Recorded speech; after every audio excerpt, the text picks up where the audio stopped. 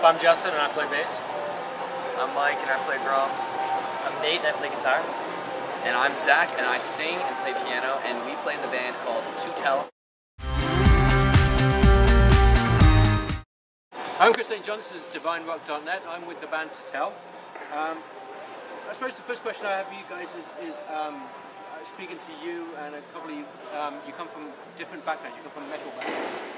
Can you explain how you came from metal backgrounds, playing, the harder stuff, to doing what you're doing now, the sort of pop rock, kind of happy music, one of you described it as? I'll take that one, yeah. I guess metal is kind of a thing, I don't know, we were all kind of into it younger.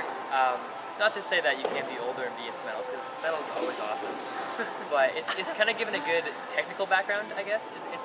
I don't know, it's a more challenging type of music in ways, but to have that background to switch over to pop music, it kind of makes things feel easier, I guess. Yeah, sure. But like, it's fun to kind of switch in some of the kind of heavier stuff within the pop. So like instead of stage presence or little little finesses here and there that make it almost heavier. Yeah, one of the things when we write the music and when we come across it and we're putting together our show, the stuff that we do is very pop, very rock. We want it to be very, we want it to be very catchy and focusing on songwriting.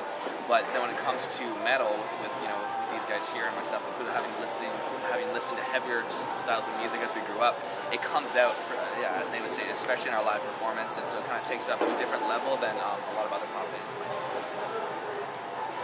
So how's the tour been?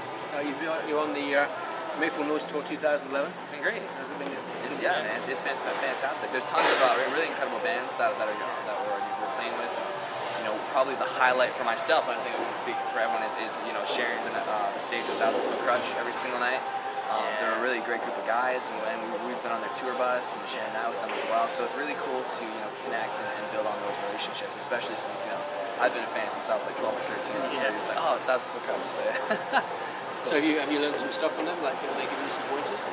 Yeah, I would say probably the biggest pointer probably isn't verbal. It's more of just how they interact with each other, how they live their lives, and you look at how they've done it, especially since they're a Canadian act as well.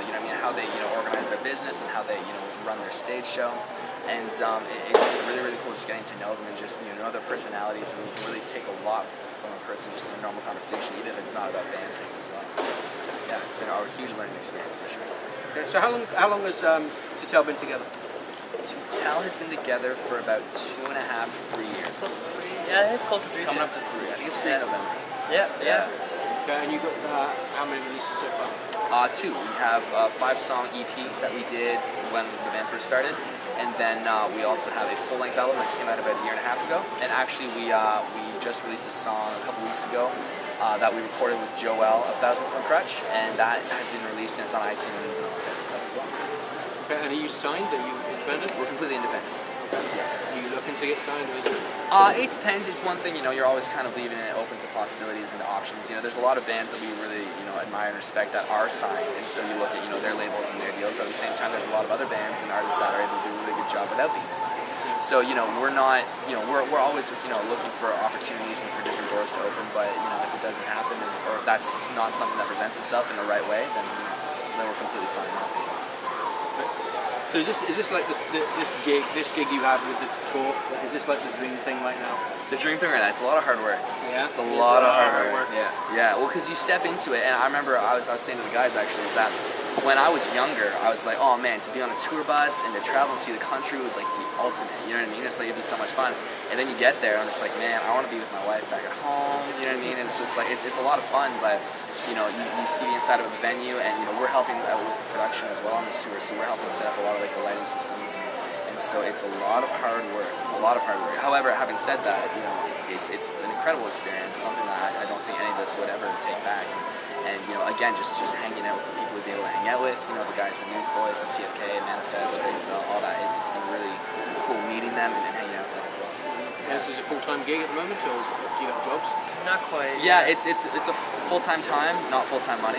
Okay. Yeah. So we put a lot of time and effort into it, but in the meantime, the best thing for us right now is that we're booked pretty much every single weekend, and keeping really busy on Fridays and Saturdays, and beyond that, when we're not doing dance stuff, we all have other music-related jobs and what we do. But yeah, it's cool. Okay. So what's it going to be like going back to normal? What is normal for you guys? And is it going to be hard going back after this tour? Not really. That was a little weird, but yeah, you get used to it. It's only 2 weeks. 2 weeks isn't that bad. No. It's a good amount of time. 2 weeks is great. But it's pretty surreal. Yeah. It's really quick. It's very quick. To go from coast to coast in like 2 weeks in Canada. Yeah, it's a very quick whirlwind. But you must have some stories to tell about, you know, the people you were with, TFK, News Boys. Yeah, I don't know. I don't know. Well, last night, there was the guitarist of Newsboys. It was his birthday, so we had kind of a birthday party for him. Guitarist of TFK. TFK. I'm sorry. TFK. And so he climbed up on top of one of the other artists' campers' buses, and they brought a trailer behind him, and then he jumped off and landed on their trailer. And if you've seen the guitarist at TFK, he's got crazy long dreads, so his dreads flying everywhere, and we were kind of worried that he hurt the trailer. But things are good. Things are good so far, so we'll see. So one of the questions I always ask young bands, any band that would be in this situation of being, you know, in a Christian environment, would you class yourself as a Christian band, or would you class yourself as Christians in a band? It's a great question. Sorry, I don't mean to talk so much. I would say that we classify ourselves as both. Okay. It's one of those things that we don't, like, we're all Christians, right? We all grew up in church. You know, we all are very active in our you know, church home, church family. Our families are all Christians, and it kind of comes out in anything that we do. However, if the opportunity ever came out to minister outside of the church environment, or outside of you know youth rallies or whatever else that we do, then we would jump on that in a second. And we try to make it an effort to play clubs and to play a lot of secular venues, just because with something that we've grown up, you know, we listen to a lot of bands that aren't, and you know what I mean, and even a lot of Christian bands, quote unquote, that are, like, you know, go towards the Christian market. A lot of them play in clubs. So you've got like May, Mute Math, Reliant K. A lot of these artists are, you know, ministering to a completely different audience. And so when we write music, our music isn't praise and worship. We try not to limit ourselves to people that will only believe in God, but that we try to express things about life, and whether that's relationships, whether that's situations or whatever else, but in everything that we do it from a Christian perspective, because that's who we are, you know, and we're not going to pretend to do something that we're not. And in the same way, you know, we just like writing music about it. Yeah. But you go to church, you do all the Christian things. Yeah, for sure. Yeah, sometimes we'll have like a worship set to play for certain churches, if they want us to play like worship and then start the night off. Yeah, exactly. And then we'll play our set later on, kind of thing. Sometimes it happens. Yeah. So you're pretty new to the scene. You've had some really good experience. What advice would you have for anybody out there that's looking to get into this, or somebody who has got into this but is looking to maybe get on a tour like this? What advice would you give them? I would say perseverance is really huge. To treat, well, depending on what you want from it, you know what I mean. For us, this is something that we really want to do on a full-time basis, and so as we're doing this, you know, we're having to make certain decisions in an intelligent, thought-out way. You know what I mean? Obviously, maintaining God the center and focus of everything in your life, whether it's music or otherwise. Be as good as you can at your instrument, and just always try to improve yourself, and always maintain the relationships within the band and outside of the band more than anything, because you know, bands come and go, and you know, friendships and you know, having a family and representing Christ everywhere you go really is something that lasts a lot. Yeah. What's the 5-year plan for this? From 5 years on? Yeah. 5 years on from now, that's a great question.